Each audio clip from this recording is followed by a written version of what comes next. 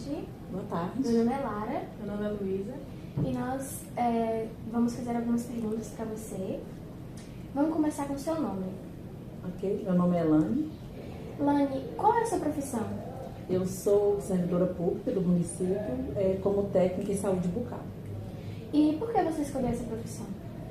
É porque eu falo muito que a saúde é um dos setores, né, que a gente mais sente. E quando você chega a procurar, você está sentindo, né, algo.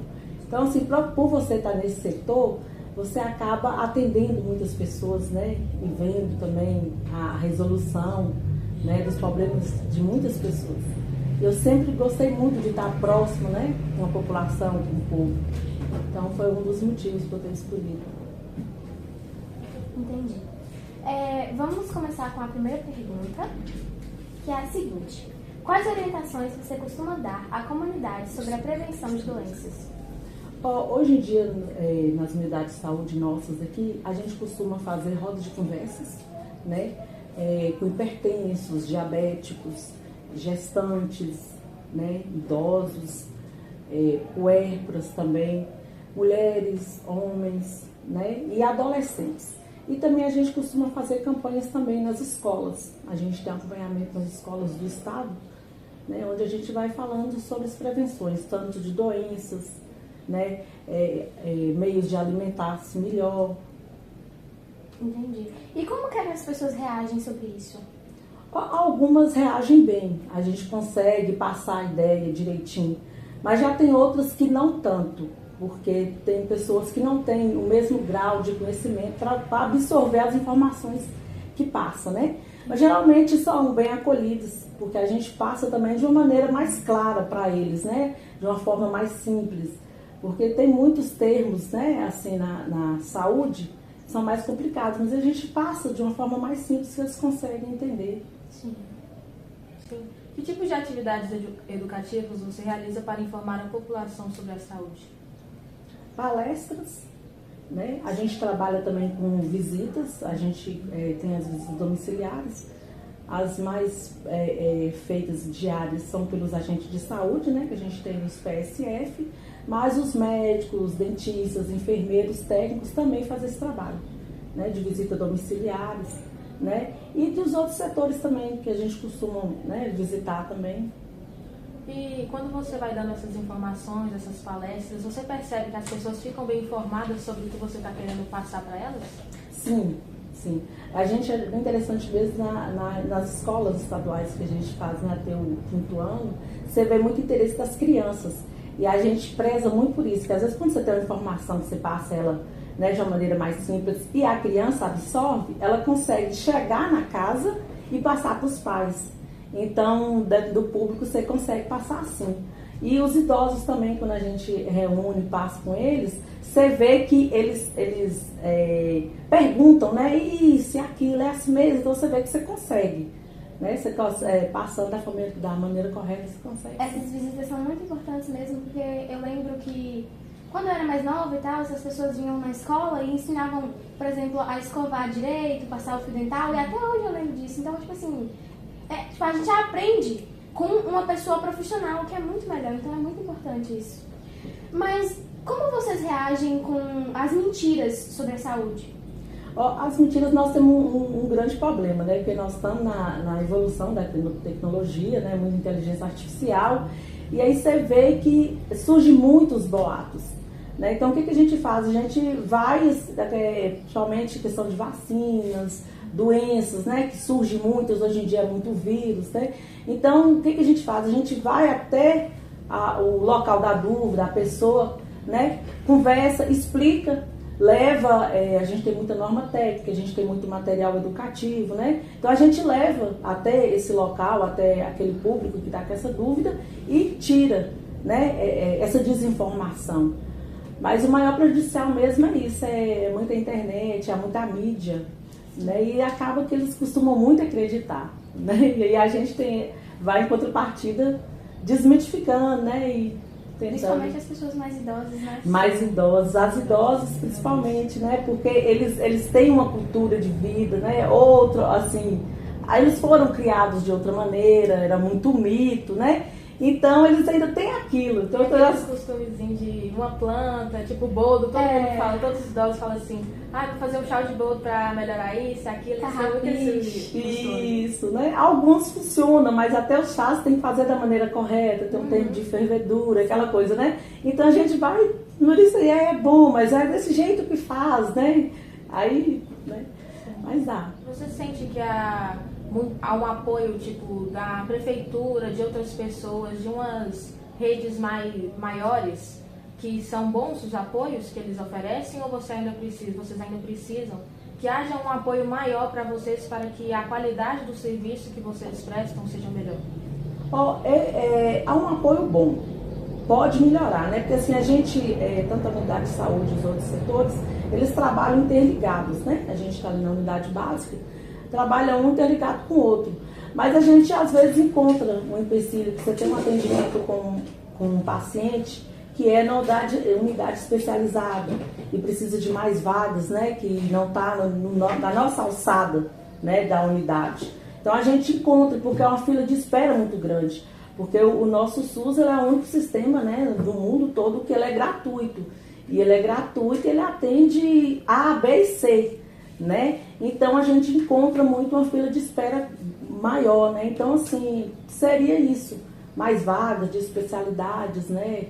Cirurgias, mas avançou muito, a fila de espera já era maior e por esses tempos agora diminuiu bastante, né? Tem incentivo do governo federal, estadual, em parceria com o municipal, né? Então por esses últimos tempos tem avançado muito, né? Sim. E espero que melhore muito mais, né? Porque o SUS ele é muito importante para o Brasil. Principalmente porque aqui é um país que tem pessoas muito humildes. E você não vai chegar em outro país e vai encontrar. Você não vai conseguir fazer uma consulta de graça. Que nem aqui, a gente pode ir no PCR, faz a consulta de graça. As pessoas reclamam muito do SUS. Mas, tipo assim, é falho mesmo, porque todo mundo pode usar. Todo mundo pode usar. Então, são muitas pessoas. O Brasil é um dos países mais populosos, né? Um país grande. Então... Sim, verdade. Você falando a questão do SUS e do Brasil, que nosso Brasil ele é amplo, diversificado, né? E tem a questão das rendas, né? E sempre a renda que tem uma condição financeira menor acaba procurando mais, porque eles não têm acesso. É claro que tem aquela outra classe que consegue procurar o particular, ter um plano de saúde, né? Ter condição de pagar uma cirurgia, uma medicação. E o SUS está aí para isso, para essas pessoas que não têm, porque o SUS ele está embasado em várias situações, né? Desde uma consulta, uma cirurgia, uma medicação, uma visita, né? A vigilância sanitária, o que você está comendo, o que você está bebendo, até cabelo. Hoje em dia, a gente, nossos caixas assim, a vigilância sanitária está ali pesquisando, né? Fiscalizando se realmente o produto correto, né? Que tudo tem que estar dentro das normas direitinho, né?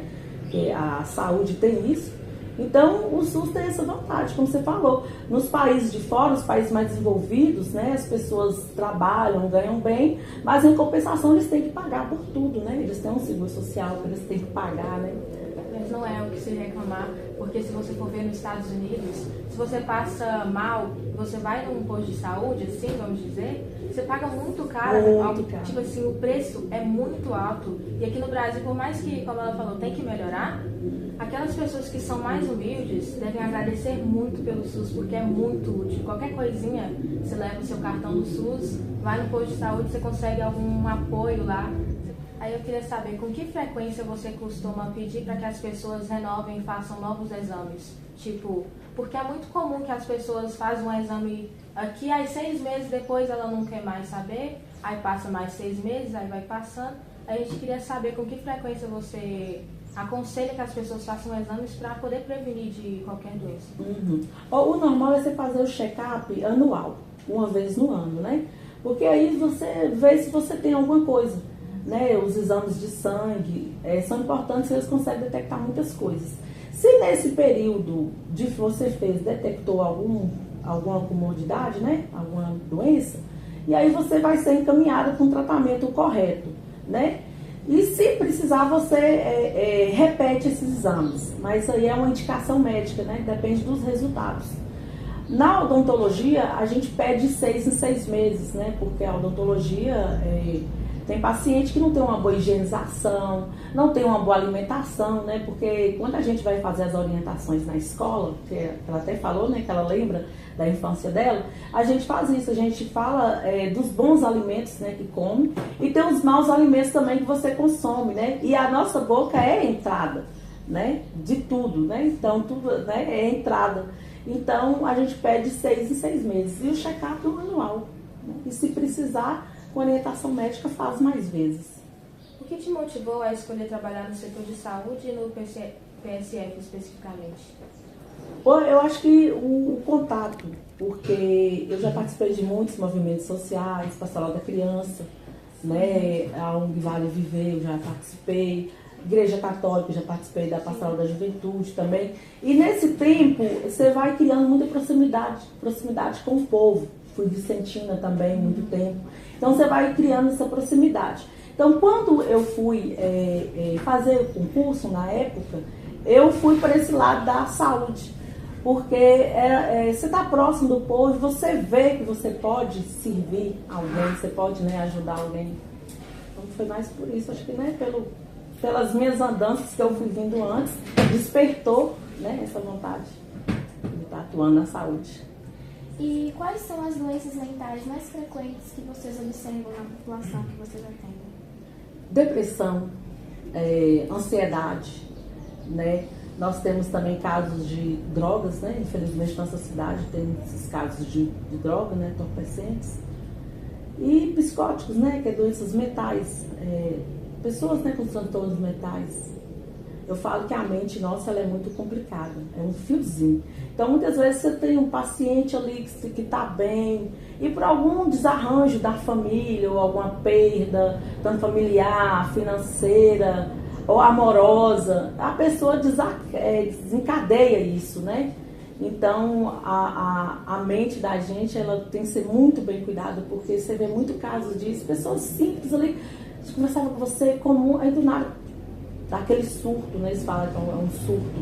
Aí a pessoa passa, né, com acompanhamento, né? A gente encaminha para especialistas, né? Faz acompanhamento com uma psicóloga, psiquiátrica, né? Que a gente tem também nas unidades. E aí depois a pessoa vai voltando ao normal, né? Mas é um cuidado a se ter, porque é muito rápido, mas é muita ansiedade, muita depressão. Né? Tem muitos hoje em dia surge muita coisa, né? Que não se tinha muito, né? Muito bullying, o racismo estrutural, entendeu? Então você vê que tanto o público, o adolescente, a gente tem muito caso de adolescente que a gente está tendo que fazer esses acompanhamentos, e até adulto também, né? Aí eu queria saber, você acha que a internet, ela acarreta muito essas doenças mentais, principalmente para os adolescentes? Sim e não. Eu falo assim, sim, porque a gente vê que os adolescentes eles ficam muito presos, muito tempo, né? E a gente não tem como controlar. Eu falo, a gente como pai, né, mãe, você não dá conta de controlar. Então, eles ficam muito, vê muito. Acho que eles pegam o celular, tentam se identificar com o que vê ali, com uma pessoa que segue, e acaba que não é muita a realidade deles, né? Então pode acontecer ter esse caso, sim. Né? E quais são as principais doenças que vocês identificam relacionadas à saúde da comunidade? Nós temos muito caso de hipertensão, né? Que são pessoas tanto adulto, né, e idoso principalmente, que é pressão alta, dos casos de pressão, o diabetes também, né, e nós temos deparado muito com casos de câncer também, né, e das escolas, muita cárie, né, porque tem muita gente que não tem muita informação, principalmente a zona rural, porque a gente atende o público da zona rural também, a gente tem a unidade também da zona rural, e eles não têm muito acesso à informação. Né? São pessoas mais simples, mais idosas. Alguns têm, mas não a todos. Então, a gente vê muito essas doenças. E são doenças que poderiam ser evitadas com uma alimentação melhor, uma atividade física, né? Ou então, se já tem um controle de medicação. Mas não tem muito isso, né? Essas pessoas não têm muito isso. É por isso a importância da unidade de saúde e do agente de saúde estar sempre nessas visitas e nessas orientações, É que quanto mais você orienta e previne, você não tem uma pessoa doente, né? Para ser tratado. Aí eu queria saber, quando aparece, por exemplo, o idoso, é mais teimoso, sim. Por exemplo, um caso de diabetes. Não pode ficar comendo doce toda hora, mas aí o idoso vai sendo teimoso, aí vai comer, não tem problema, não tem problema. Aí acaba que acontece uma coisa mais grave. O que vocês costumam dizer para eles parem de ter esses costumes que vão piorando a saúde deles? Tá.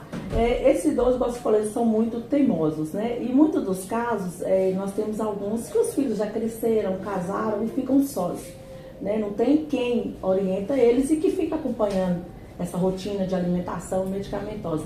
Então a gente vai, né, orienta, conversa da maneira mais simples, né, possível, né? Tem hora que tem uns casos mesmo que a gente tem que apanhar as caixinhas, né, e colocar separado. Solzinho de manhã, isso aqui toma só pela manhã. Desenha um pratinho, almoço, isso aqui é após o almoço. Aí faz uma lua, isso aqui é à noite. A gente já tem casos, a gente tem que fazer isso com esses pacientes, porque eles não conseguem, né, identificar a medicação. Aí você faz até isso que a gente faz também. Lá em casa também minha mãe fazia isso. Né? Eu faço com mãe e meu pai também, porque eles não conseguem, né? E aí a gente tem um atendimento intoflotônico, que é o CA, que a gente caminha esses pacientes. Após um exame, deu muito alterado, a gente caminha para o intoflotônico, que é o CA. Lá é um centro de tratamento só para essas pessoas, hipertensas, diabéticas, oncológicas, gestantes. E lá eles passam pelo endócrino, psicólogo, psiquiatra, terapeuta, e eles ficam lá durante 6 meses. Uma vez no mês vai, faz a consulta, passa por 2 profissionais, nutricionistas, retornam para cá e a gente continua fazendo acompanhamento, né? Até finalizar. Alguns a gente consegue até sair, né, do medicamento. Não é mais diabético, porque até você tornar diabético, você é pré-diabético, né? E aí você tem que mudar a sua rotina, alimentação. Então a gente tem essa maneira, né, de orientar. E que tipo de apoio é oferecido para os idosos, principalmente por meio do PCF? As rodas de conversa, né, as visitas domiciliares, que eles têm as visitas, né, de rotina dos agentes de saúde vão fazer essa visita. As rodas de conversa, né, aí receita, medicação, né? E orientação, porque quando a gente faz essas rodas de conversa, a gente costuma levar a médica, né, que explica a parte medicamentosa, nutricionista, né, a gente costuma levar também os técnicos, né, que a gente orienta sobre as feridas, principalmente diabético, né, ele pode perder a visão, né, ele pode ter um pé diabético, enfim, a perder, né, esse meio. Que nem você falou, tem o caso da minha bisavó, que ela não tinha nenhuma doença tipo diabetes, ela era uma idosa muito saudável, ela tinha 96 anos, fazia tudo em casa. E aí ela tinha uma ferida na perna que não curava, porque minha avó não cuidava. Que idoso não gosta de tomar banho. Isso é um fato. E eram 3 idosos morando na mesma casa, então assim... Não tinha apoio nenhum. Não tinha. Então tinha que estar sempre indo lá. E aí a minha mãe ia e perguntava: vó, a senhora tomou banho? E ela falava: tomou. Só que não tinha tomado, não tinha como disfarçar. E aí a minha mãe enfaixava o machucado. E quando a minha mãe ia embora, ela desenfaixava. Nossa. Aí ficava aberto o contato. E ficava aberto, e ficava sentando mosquito, e ela ficava... A casa ficava cheia de casquinhas, porque ela ficava cutucando o machucado. Não deixava sarar, né? Que o ferimento tem que criar aquela proteção para sarar, né? Então é muito importante mesmo que os agentes de saúde estejam visitando as pessoas. Aí eles fazem essa visita, leva o técnico, né? Então os técnicos fazem os curativos, né? Direitinho. Ensina a orientação de sentar, tem que sentar com as pernas mais esticadas, porque eles têm menos água no corpo, menos circulação, porque eles ficam muito paradinhos, né? Essa idade. Então você tem que orientar, ficar sempre sentado, pernas esticadas. Quando vai deitar também, coloca as pernas mais elevadas. E dá um jeitinho de andar um pouco, né? Se movimentar. E como eu falei, idoso é muito teimoso. Minha tia mesmo, ela tinha diabetes, a família já sabia, tinha gente que cuidava, a filha dela cuidava dela. Só que, quando ela teve uma ferida, ela já era idosa. Ela teve uma ferida, ela escondeu a ferida. Aí foi escondendo, o que aconteceu? Ela morreu. Porque escondeu, porque ela foi teimosa. Sabia que não podia esconder, mas ela escondeu e ficou ficou assim. Principalmente diabético, né? Eu levei minha mãe na geologista semana passada e ela falando, ela trabalha no Hospital Filadélfia, então Flotônio. E o que eu atendo, assim, ó, ferir o dedo, perde perna, perde pé, perde pé, perde perna. Porque é muito rápido, evolui muito rápido, na verdade. Por isso tem esse cuidado maior, né, com o idoso. Você falando assim do que eles têm que esticar, assim, ficar com a perna esticada e tudo mais. Meu avô, ele era pedreiro. Aí um dia ele estava trabalhando em cima de uma casa e ele caiu de cima. Aí ele tem problema na coluna. E aí ele não anda direito. Tanto que ele morava na casa da minha bisavó. E ele ia sempre andando, na época ele conseguia andar normalmente, assim, arrastando, mas conseguia. Hoje em dia, meu avô não consegue mais, tipo assim, as pernas dele, eu percebo, porque ele não exercita muito, ele não gosta muito de andar. E as pernas dele são tão duras, então assim, ó, eu não sei explicar. E os dedos dele também são muito duros, porque ele não faz exercício. Os dedos dele estão ficando, os dedos assim, pra frente, porque é muito importante que ele... Vai travando. Mas já passou pelo fisioterapeuta, já fez fisioterapia, porque ajuda muito, né? Que a unidade de saúde oferece, né? Sim. Esse trabalho. Já fez, né? Já.